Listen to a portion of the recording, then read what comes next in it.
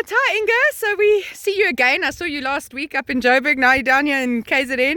Was it last week or the week before? Oh goodness, the week's all flies. Yes, it does. So tell us a little bit about this. So we at the Apitherapy Symposium. Tell us, you've been traveling around for a few days now with this wonderful doctor with all this knowledge. You must have. Yeah, he's an encyclopedia of knowledge. I tell you what, it has been absolutely amazing. We started last week with Centurion, 2 days. Then we went to Nelspruit for 2 days, and now this is the second day in KZN. So our last leg will start on Friday night in Somerset West, culminating in the great inaugural meeting starting the South African Apitherapy Association. And we really hope that a lot of beekeepers and medicinal practitioners will become involved in Apitherapy South Africa. Yeah, it's fantastic.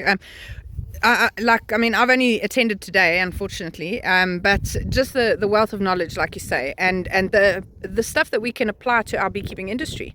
Absolutely. You know, the thing that has really come through to me is how we can actually benefit from the smallest beekeeper to commercial beekeepers from this, you know, in terms of additional products that we can sell, that we can harvest. I mean, we don't even think of harvesting pollen, but pollen harvesting is something that one can do over a fairly large period of the year.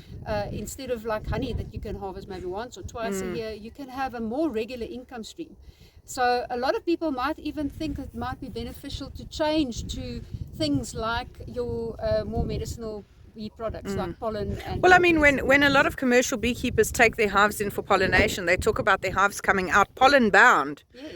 By having pollen traps at the front of your hives as the bees are pollinating, you basically are able to earn an income from the from the pollination and from the pollen, and possibly in certain cases even the honey as well. So something that was really interesting, and this only came through today. Now you must remember, this is the third full program in the series, and it only happened today. So we just, every time we get more information, is the fact that he said that you can put pollen traps on if they're correctly designed, and you can actually leave them on permanently, where the bees you can harvest their pollen, but they can still go through with enough pollen to sustain the colony. So, you know, I always thought, you know, you're going to, very, very labor intensive. You put on the pollen trap for a day and then you've got to take it off and then put it back and things like that. So it's all about the design. If you have the right designed equipment, then it can be a lot less labor intensive and not detrimental to the bees. Because that's the big thing. As beekeepers, we don't want our bees to suffer. No, that doesn't stop. They need the pollen as well. And obviously, it's not going to work in all biomes because some forage will not give a lot of pollen. And in those cases, you can't take the little bit that they do bring in as well. But there are definitely a lot of forage species that will give you a lot of pollen that you can then use as a medicinal or even just a nutritional supplement.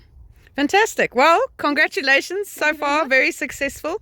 And what would you say to anyone who's umming and ahhing about coming to the one in Cape Town? You know what? You will regret it. I was speaking to 2 other beekeepers that have now heard about what's been talked about, and they've got so much FOMO. Yes. Don't have FOMO. Come. And the thing is, you know, we hardly ever have the opportunity to have such an expert in our midst sharing information. Yes. And at the end of the day, knowledge is power. That is absolutely what he was saying, you know, 1 kilogram of pollen that you harvest, if you're able to sell that as a nutritional supplement, will pay for your visit to the symposium. It is actually so. And you know what he has mentioned, and I don't think you've seen it, is certain honey samples that, and this is what we need data and analysis for as well. And we're really trying to get all the universities on board in order to analyze our locally produced produce in terms of pollen, propolis and honey. Is some of those things have proven, Dr. van Vuren has proven, is actually even better than Manuka honey. You know, if you sell those in like little syringes, I think you said something like 400 euros for one syringe of honey. I mean, come on, guys, you have to get to this thing. You've got to see it to believe it. You really just do. Brilliant. Okay, well, hope we'll see you guys there in Cape Town. And there's lots of space. Come and join us. We'll see you there. Thanks, Inga, for your time. Pleasure. Bye. Bye.